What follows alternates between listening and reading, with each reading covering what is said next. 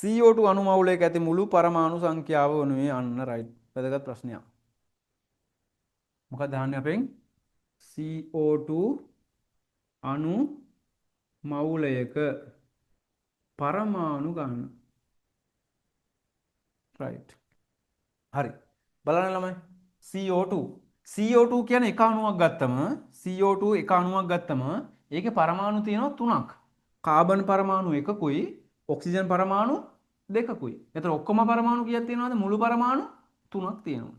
මම ඔයාලට කියනවා CO2 අණු 10ක් ගත්තොත් CO2 අණු 10ක් ගත්තොත් මුළු පරමාණු කීයද? මුළු පරමාණු එකක කීයක් තියෙනවද? මුළු පරමාණු 3ක්. 10ක් ගත්තොත් එහෙනම් ඒ 3 වගේ 10ක් නේ. එහෙමනේ එන්න ඕනේ. ඇයි ඒ? එකක 3ක් තියෙනවා නම් ඒ වගේ අණු 10ක් ගත්තොත් ඒ වගේ 10 ගුණයක් එන්න ඕනේ. රයිට්? මම කියනවාට මේකෙන් මම ගන්නවා අණු 12ක්. ඒකෙන් කොහොමද මුළු පරමාණු ගාන හොයන්නේ? එකක තියෙනවා 3ක්. ඒක වැඩි කරන්න ඕනේ එහෙනම් 12න්. එහෙමනේ. මේ 12ට තමයි අපි කියන්නේ දුසිම කියලා. මම ඔයාලට කියනවා එහෙනම් CO2 අණු දුසිමක් ගන්නවා කියලා. එහෙනම් මුළු පරමාණු කීයද? 3 වැඩි කිරීම දුසිම් 1. ඒ කියන්නේ දුසිම් ඔක්කොම කීයද? එහෙනම් දුසිම් 3ක් එනවා. ඒ කියන්නේ CO2 අණු දුසිමක් ගත්තොත් මුළු පරමාණු දුසිම් 3ක් තියෙනවා. ඇයි ඒ? එක අණුවක පරමාණු 3ක් තියෙන නිසා. පැහැදිලිද කතාව? 12ට දුසිමක් කියලා කියන්නේ ළමයි. පෑන් 12ක් නම් පෑන් දුසිමයි. පැහැදිලිද? රයිට්. මම කරන වැඩේ CO2 ගන්නවා දුසිම් 5ක්. දුසිම් 5ක් ගන්නවා. මං අහනවා මුළු පරමාණු කීයද? මුළු පරමාණු කීයද? එකක පරමාණු 3යි නම් දුසිම් 5ක් ගත්තොත් දුසිම් 5 වගේ 3ක් එතකොට. එහෙමනේ එන්නේ. එහෙනම් එතකොට එනවා දුසිම් 5 වැඩි කිරීම 3ක්. එහෙමනේ කතාව. රයිට්. එතකොට මේ දුසිම් ගන්න. මම ගන්නවා අණු ලක්ෂයක්. අණු ලක්ෂයක් ගන්නවා. එතකොට මුළු පරමාණු කීයද? එකක 3යි නම් ලක්ෂයක කීයද? එහෙනම් 3 වැඩි කිරීම ලක්ෂය. කොහොමද එන්න ඕනේ? මම ගන්නවා අණු කෝටියක්. අණු කෝටියක් ගන්නවා. එකක පරමාණු 3යි නම් කෝටියක කීයද? කෝටි 3යි. එහෙනම් 3 වැඩි කිරීම කෝටියක්නේ. එහෙමනේ එන්න ඕනේ. එකක 3යි නම් කෝටියක් ගත්තොත් 3 වැඩි කිරීම කෝටියයි. ඒ කියන්නේ කෝටි ඔක්කොම කෝටි 3යි. එහෙමනේ එන්නේ. රයිට්. මම ගන්නවා මෙයාගෙන් මවුලයක්. එතකොට මොකද වෙන්නේ? එකක 3යි නම් මවුලයක් ගත්තට පස්සේ එහෙනම් 3 වැඩි කිරීම මවුලය. ඒ කියන්නේ මවුල 3ක්. එහෙමනේ. මවුලේ වෙනුවට මවුලේ කියනකොට තමයි කියන්නේ 6.02 වැඩි කිරීම 10 23 කියන්නේත් මවුලේටම තමයි. එහෙනම් එකක මෙච්චරයි නම් මවුලයක් කියන්නේ මේක වැඩි කිරීම මවුලය නම් ඒක එන්න ඕනේ 3 වැඩි කිරීම 6.02 වැඩි කිරීම 10 23ක් එන්න ඕනේ. එහෙමනේ කතාව. ඒක තමයි අහන්න ඕනේ. කීයද උත්තරේ එන්නේ එතකොට? 6.02 වැඩි කිරීම 10 23 වැඩි කිරීම 3. මෙච්චරයි. හරිද? අපි මෙහෙම යවන්න මෙහෙම ප්‍රශ්න දෙනවා ඔයාලට. ග්ලූකෝස් C6යි H12යි O6යි. ග්ලූකෝස්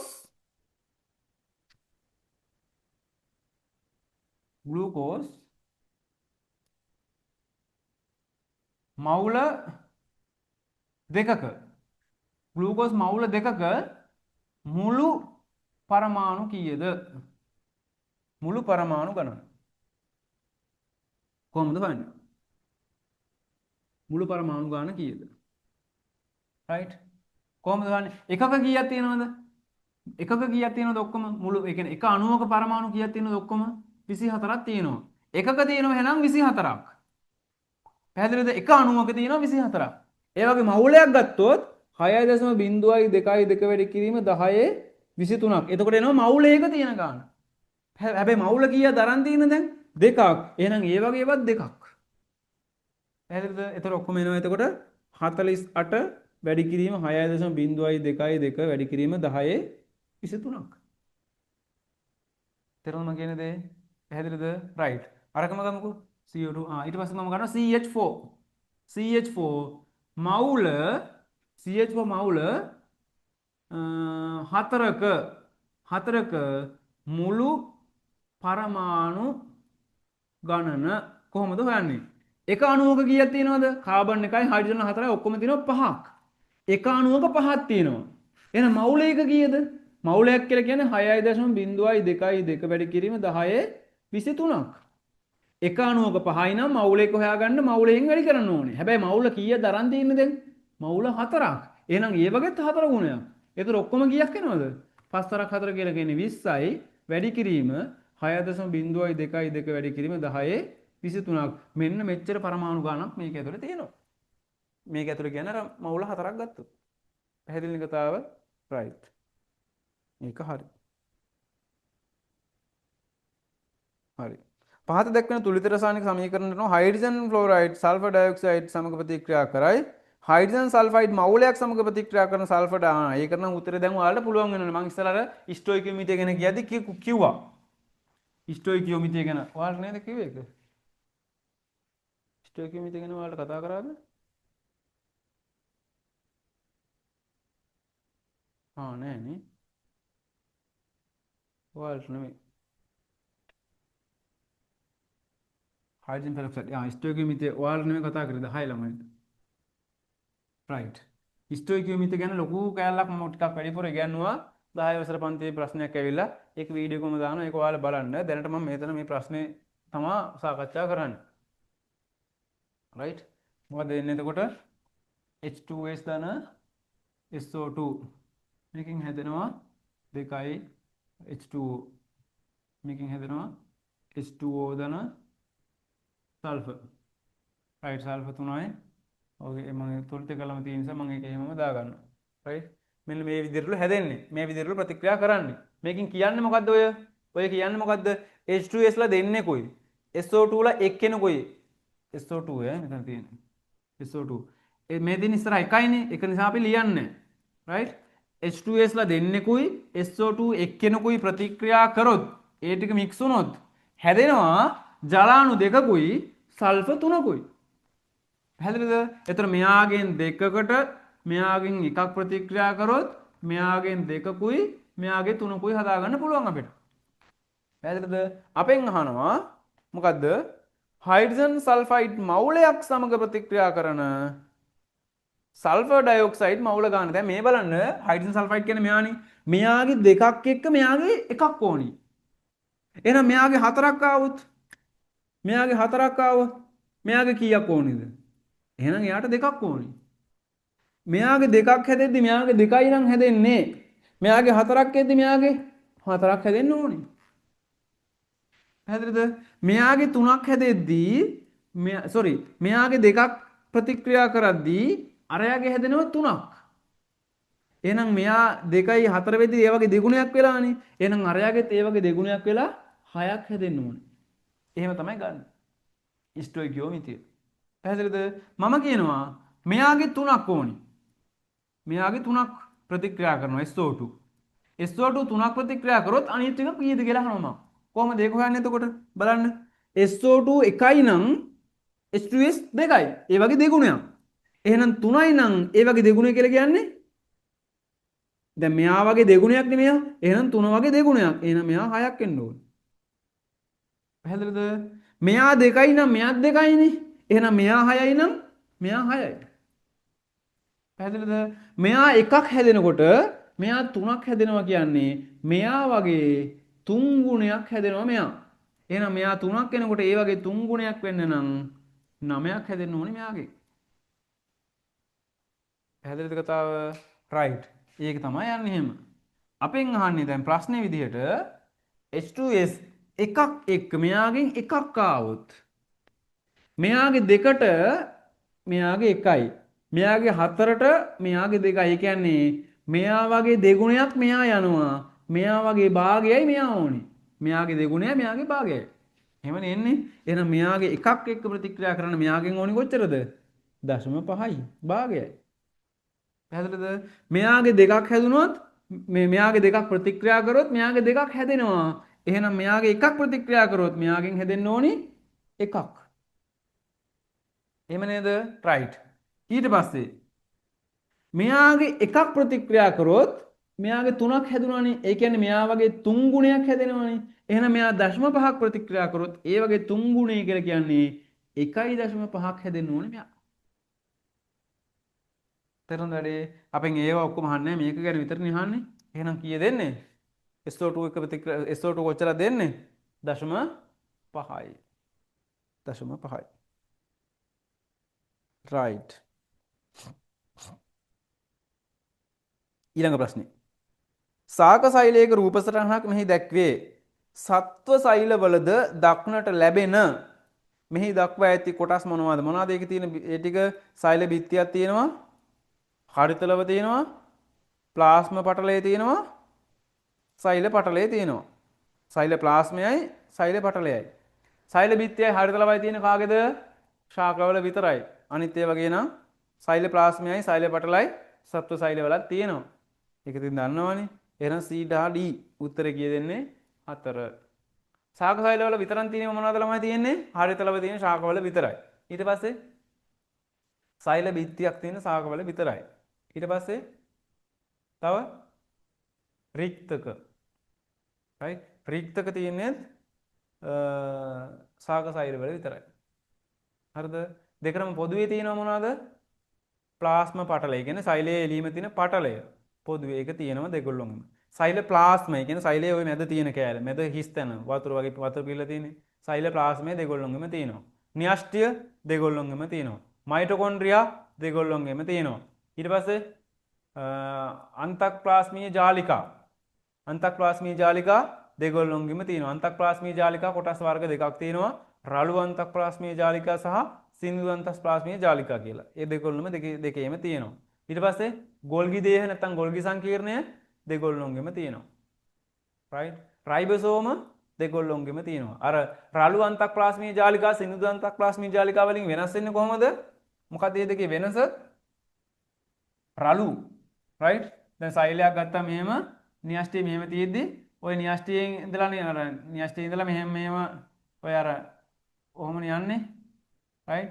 ඔහොම යනවනේ අර අන්තක්ප්ලාස්මීය ජාලිකා. ඒ වගේ උඩ මෙහෙම තැන් තැන් වල රයිබෝසෝම තියෙනවා. රයිබෝසෝම. ඒ රයිබෝසෝම තියෙන නිසා තමයි ඒවට අපි කියන්නේ රයිබෝසෝම තියෙන නිකන් රළු වෙලා වගේ. රළු අන්තක්ප්ලාස්මීය ජාලිකා කියලා කියනවා. හැදෙන්නද? RER rough endothelial reticulum. right. endocellular reticulum. RER මතක නැහැ. හරි. එතකොට SCR අරක soft එක. හරි. ඒ ටික හරිනේ එතකොට එහෙනම්. right okay.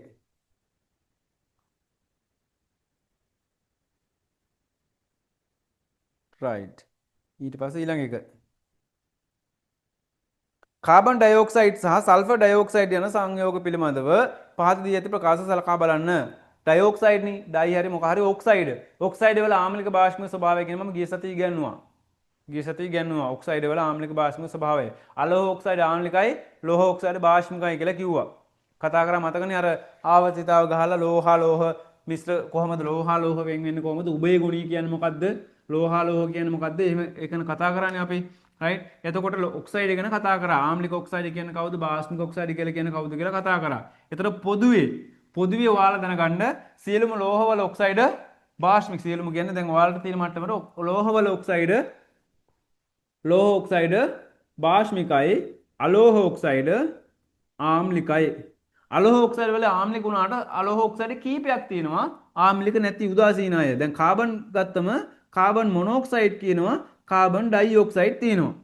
නයිට්‍රජන් ගත්තට පස්සේ N2O කියලා එකක් තියෙනවා, NO කියලා එකක් තියෙනවා, ඊට පස්සේ NO2 කියලා තියෙනවා, N2O3 කියලා තියෙනවා, ඊට පස්සේ N2O5 කියලා තියෙනවා. මෙන්න මේ විදිහට ඔක්සයිඩ් කීපයක් තියෙනවා නයිට්‍රජන්ගේ. පැහැදිලිද? right. ඊට පස්සේ සල්ෆර් ගත්තොත් එහෙම දැන් SO2 තියෙනවා, SO3 තියෙනවා. මෙන්න මේ වගේ. ෆොස්ෆරස් ගත්තොත් එහෙම P2O3 තියෙනවා. P2O5 කියලා එකක් තියෙනවා. right P2O3 P2O5 මෙන්න මේ වගේ ඔක්සයිඩ් කීපයක් තියෙනවා. එතකොට ඔන්න ඔය තියෙන හැමෝගෙම මෙන්න මෙයාලා විතරක් කාබන් මොනෝऑක්සයිඩ් N2O සහ NO මෙන්න මෙයාලා. මෙන්න මේ කට්ටිය උදාසීනයි. ආම්ලික නැහැ. එයාලා උදාසීනයි. මේ අනිත් ඔක්කොම ආම්ලිකයි. SO2 මේ CO2 CO2 අනිත් ඔක්කොම ආම්ලිකයි. පැහැදිලිද? ඒ කියන්නේ CO2 ආම්ලිකයි, SO2 ආම්ලිකයි, SO3 හොඳටම ආම්ලිකයි, NO2 ආම්ලිකයි, N2O3 ආම්ලිකයි, N2O5 ආම්ලිකයි, P2O3 ආම්ලිකයි, P2O5 ආම්ලිකයි, Cl වලින් හැදෙනවා තව ක්ලෝරින් වලින් හැදෙනවා තියෙන ඒවා ආම්ලිකයි. පැහැදිලිද? අනිත් ඔක්කොම ආම්ලිකයි. ආම්ලික නොවන උදාසීන අය ඉන්නවා. මෙන්න මේ තුන් දෙනා මතක තියාගන්න කාබන් මොනොක්සයිඩ්, N2O සහ NO. මෙන්න මේ තුන් දෙනාම මතක තියාගන්න. ඒවා උදාසීනයි. අනිත් එක උදාසීන නැහැ. මේ අනිත් ඒවා ආම්ලිකයි. පැහැදිලි කතාව රයිට්. ඒතර ලෝහවල සෝඩියම් වල මැග්නීසියම් වල ඒවා භාෂ්මිකයි. ඒකෙත් ලෝහ ඔක්සයිඩ් වලින් එකක් තියෙනවා උභයගුණී ලෝහයක් ඇලුමිනියම්. ඒක මතක තියාගන්න වෙනම. ඇලුමිනියම් වල ඔක්සයිඩ් උභයගුණී. ඒ කියන්නේ අම්ලයක් විදිහට හැසිරෙනවා භාෂ්මයක් විදිහට හැසිරෙනවා. ඒ කියන්නේ ආම්ලික ලක්ෂණක් තියෙනවා භාෂ්මික ලක්ෂණක් තියෙනවා. ඇලුමිනියම් කියන එක විතරක් මතක තියාගන්න. ඒතර ඇලුමිනියම් වල ඔක්සයිඩ් තමයි Al2O3 මෙයා උභයගුණී. පැහැදිලිද? ඒතර විශේෂයෙන් මතක තියාගන්න එහෙම තියෙන්නේ ඇලුමිනියම් උභයගුණී කියන එක මතක තියාගන්න. CO සහ CO NO සහ N2O ඒවා උදාසීනයි කියලා මතක තියාගන්න. ඒවා ඔය නෝට් එක කොහේ හරි ඔයාලා පේපර් දැන් ඔය ඩිස්කස් කරලා දෙලා මම මොනවා ඔය නෝට් හදාගන්න මොනවා හරි ෂෝට් ඔය දෙන ඒවා දැන් මේවා මතක නැහැ නේද? ඔය එක තැනක ලියා ගන්න.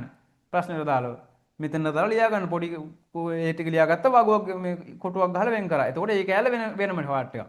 නිකන් ඉරක් ගහලා වෙන් කරන්න ඒ උඩ ටික. ඊට පස්සේ ඊළඟ කෑල්ල වෙන මොනවා හරි එකක් ලේනවා. ඉරක් ගහුවා ඒක වෙන් කරා. ඒතකොට ඒ ඔයාලා දන්නවා. ඒතර ඉරක් ඒ ඉරි දෙකක් ඇතුලේ පොඩි කෑල්ලක් තියෙනවා කියන්නේ ඒක වෙනම තියෙන කෑල්ලක්. වෙනම පාට් එකක් මොකක් හරි. ඒතර මේ එකම ඔක්කොම පිළිව මේ එකේම කියන්නේ මම කියන්නේ දැන් රසායන විද්‍යාව එකක භෞතික එහෙම ඕනේ නැහැ. ඔයාලා නිකන් පොඩියට එක දිගට ලියාගෙන යන්න ඔය උගන්නන දේවල්. ඒතර ඒව සතියකට පාරක් කර ඒ ටික ආයෙ මතක් කරගන්න ඒකලා බලන්න. පැහැදිලිද? මොකද පේපර් ඩිස්කෂන් එකේදී ගොඩාක් දේවල් අර මේ අහු වෙනවනේ. රයිට්. එහෙනම් 24. එහෙනම් ඊට පස්සේ තියෙන 25 අපි එහෙනම් ඒක ඊළඟ දවසේ කතා කරමු. 25 ඔව් ඊළඟ දවසේ කොහොම හරි මේ පේපර් ඉවර කරගන්න පුළුවන් අපිට. මම කොහොම හරි ඉවර කරනවා ඒක. රයිට්. ඊට පස්සේ අපි අනිත් පේපරේ සාකච්ඡා කරමු. එතකොට පේපර් දෙකක් විතර යනකොට ඊළඟ පේපරේ මම ටිකක් ස්පීඩ් කරන්න බලනවා. එතකොට අපි බලමු කොහොමද මේ එන්නේ කියලා. රයිට්. එතකොට එකම ප්‍රශ්න එකම තියරි කැලේ කරකවන විදිය අපිට බලා ගන්න පුළුවන්. පැහැදිලිද? රයිට්. මොකද ප්‍රශ්න තියෙනවද?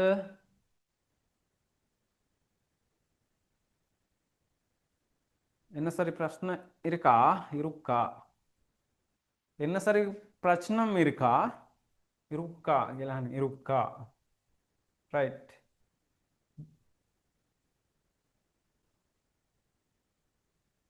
මේ දවස්වල මමත් ළමයි තමිල් පාඩම් කරනවා right ප්‍රශ්න තියෙනවද කට්ටිය ගිහිල්ලා වගේ නේද මීටින් එකේ right okay නෑ නේ හරි එහෙනම් පන්ති අතර නවත්තමු අපි එනවා ආපහු කියන්න දෙන්නේ වැඩ කරන්න හොඳට රයිට් තව මාස කිහිපයක් තියෙන්නේ මේ කාලේ වැඩ කරන ටික තමයි ළමයි රයිට් මේ ටිකේ පුළුවන් උපරිම වැඩ කරන්න නිදි මරාගෙන හරි කමන්නේ වැඩ කරන්න නේ දැන් මම මේ නිදි මරාගෙන ඉන්නේ ඔයාලා වෙනුවෙන් නේ. ඒතර ඔයාලගේ එක්සෑම් එක වෙනුවෙන් ඔයාලට නිදි මරන්න බැරි කමක් නෑනේ. පැහැදිලි මං කියන දේ. මොකද මම මේ නිදි මරන්නේ ඔයාලට උගන්වන්න. ඒතර ඔයාලා නිදි මරන්නේ ඔයාලා විභාගේ පාස් වෙන්න. ඔයාලා ඉගෙන ගන්න පාඩම් කරන්න. රයිට් ඒ නිසා නිදි මරුවා කියලා ප්‍රශ්නයක් නෑ. හැබැයි නිදි මරනවා කියලා ළමයි පාන්දර 2:00 3 වෙනකන් ඉන්න එපා. හැදෙරද? at least 12ටවත් නිදා ගන්න. ඒකල උදේ නැගිටින්න පුළුවන්. 12ට නිදාගෙන උදේ 5ට විතර නැගිටින්න. 5ට 6ට විතර අඩුම තරමේ පැය 5ක්වත් නිදා ගන්න ඕනේ හොඳට. හැදෙරද? එතකොට එහෙමයි කියලා දැන් අපි මිනිස්සුනේ ළමයි. නේ? එතකොට අපේ පුරුදුලා තියෙන රැයට නිදාගෙන දවල් ඇහැරලා ඉන්න. එතර පාන්දර 4 5 විතර වෙනකන් පාඩම් කරලා එළි වෙනකන් ඇහැරලා ඉන්නවා. ඒකල දවල්ට නිදා ගන්නවා. එහෙම නිසාචරෝනේ එහෙම කරන්නේ. රයිට්? එතකොට ඒක එච්චර සාර්ථක නැහැ. අනිත් එක තමයි අපි මේ ඕනම එකක් රිකා වෙන්න ඕනේ. නේ මැෂින් එකක් වුණත් වැඩ කරනකොට ළමයි අපි එක දිගට මැෂින් එක වැඩ කරන්නේ නැතුව පොඩ්ඩක් නිවෙන්න දීලා මැෂින් එකේ වැඩ කරන්නේ නැතුව පොඩ්ඩක් ඕෆ් කරලා දීලා එහෙම කරනවනේ. ඒතකොට බ්‍රේන් එකත් එහෙම තමයි. බ්‍රේන් එකට අපි කොච්චර පාඩම් කරත් ඒ දේවල් ඒ බ්‍රේන් එකේ ඒ කෙමිකල් හැදෙන වෙනස් වෙනවා. ඒ මතකේ ඔක්කොම ආයේ බ්‍රේන් සයිල ආපහු රිකවර් වෙන්න ඕනේ පොඩ්ඩක්. ඒක රිකවර් වෙන එක වෙන්නේ නිින්දේදී. රයිට් ඒක නිසා නිින්ද ඕනි මිනිහෙකුට. රයිට් නැත්තම් නිදි මරාගෙන එක දිගට දවසට පැය දෙකක් පාඩම් කරගෙන පැය දෙකයි නිදාගන්න අනිත් ඔක්කොම පාඩම් කරගෙන ගියොත් එහෙම ඒව ඔළුවට යන්නේ නැහැ. නික පාඩම් කරා ඉවර කරා කියලා කියන්න පුළුවන්. නමුත් ඉෆෙක්ටිව් විදිහට ඔළුවට යන්නේ නැහැ. ඒවා මතකේ ගන්න බෑ. දැන් අපි මේ අපේ ඔළුවට දාගන්න ඒවා ආයෙ දවසක ඒව නැවත මතක ආවර්ජනය කරලා ගන්න එපේ. ඔළුවට නිකන් පුරවගෙන යනවා. ටිකක් කල් ගියාට පස්සේ හොයාගන්නත් බෑ. පිළිවෙලක් නැතුවනේ යන්නේ. මේ නිදි මරාගෙන මහන්සියෙන්. එතකොට අර පිළිවෙලක් නැතුව ඔයේ දාගන්නවා. පැහැදිලිද? ටික දවසක් ගියාට පස්සේ නිකන් දාගල නෑ වගේ තමයි. මොකද ආයෙ ගන්න බෑ නම් දාගත්තට වැඩක් නෑ. නේ? මේ ඔළුවට දාගන්න දේවල් ආයෙ වෙලාවකදී එළියට ගන්න පුළුවන් වෙන්න බෑ. ඒකනේ මතකේ කියන්නේ ඒකනේ. දැන් මේ ඔළුවට දාගන්න ඕන තරම්. හැබැයි ටික දවසක් ගියාට පස්සේ ඒවා එළියට ගන්න බෑ. මතකේ නෑ. එහෙනම් වැඩක් නෑනේ. පැහැදිලිද? ඒක නිසා අර ඒකත් පොඩ්ඩක් බලන්න ඕනේ. නිදා ගන්න එකත් අනිවාර්යෙන් අඩුම තරමේ 12ටවත් නිදාගෙන උදේට නැගිටින්න 5 විතර වෙනකොට. හැබැයි සමහර අයට ඉතින් ඔගේ එක තියෙන ප්‍රශ්න සමහර දැන් පෞද්ගලිකව මට උදේ පාන්දර නැගිටින්න බෑ. ඒ නිසා මම A-level කරන කාලේ A-level කාලේ අන්තිම කාලේ මම සාමාන්‍යයෙන් 1-2 විතර වෙනකන් ඉන්නවා. ඒකල 4 විතර හැරෙනවා. පැය 5ක් විතර නිදා ගන්නවා කොහොමද? 4 විතර නැගිටිනවා. මොකද මට උදේ පාන්දර නැගිටලා පාඩම් කරන්න බෑ. මම අපි දන්නවනේ ගෙවල් මගේ නුවරඑළියේ. එතකොට උදේ පාන්දරම නැගිටිනවා කියන්නේ නිකන් සීතලයි පිස්සු හැදෙනවා සමහරලාට. ඒක වෙන්නේ නැහැ. ඒක එක එක්කෙනාට සාපේක්ෂයි ඒක. හැබැයි අඩුම තරමේ පැය 5ක්වත් නිදා ගන්න ඕනේ. පැය 5 නිදා ගන්නවා කියලා මේ උදේ වෙනකන් ඇහැරලා ඉඳලා දවල් පැය 5 නිදාගත්තට වැඩක් නැහැ. පැහැදිලිද? ගොඩක් වෙලාවට පොයේ පාන්දර 1 2 වගේ වෙලාව තමයි ගැඹුරු නිින්දක් නේද හම්බ වෙන්නේ මිනිසුන්ට. ඒ වගේ වෙලාවක නේ ඉතින් ඒ ගැඹුරු නිින්ද හම්බ වෙනවා. ගැඹුරු නිින්දේ තමයි ඒ රිකවර් වෙන්නේ ඒවා. පැහැදිලිද? ඒක නිසා නිදාගත්තා නිපොඩ්ඩක් නිින්දි ගියා කියලා දුක් වෙන්න එපා. හොඳ වැඩි ගොඩාක් නිදාගත්තොත් එහෙම නිින්ද ගියොත් එහෙම සතුටු වෙන්න පොඩ්ඩක්. අද නම් මගේ බ්‍රේන් එක රිකවර් වෙන්න හොඳටම මම වෙලා දුන්නා කියලා. නේ? අර ගෙවිලා තිබ්බ ඩැමේජ් වෙලා තිබ්බ සයිලන්ට් එක බ්‍රේන් එකේ ඔක්කොම දැන් ආයෙ හැදිලා තියෙන මට එහෙනම් දැන් අද හොඳට පාඩම් කරන්න පුළුවන් කියලා හිතලා ආයෙ පාඩම් කරන්න. පැහැදිලිද? රයිට්. එහෙනම් අපි වැඩි අදට නවතුමු. එහෙනම් හොඳට පාඩම් කරන්න.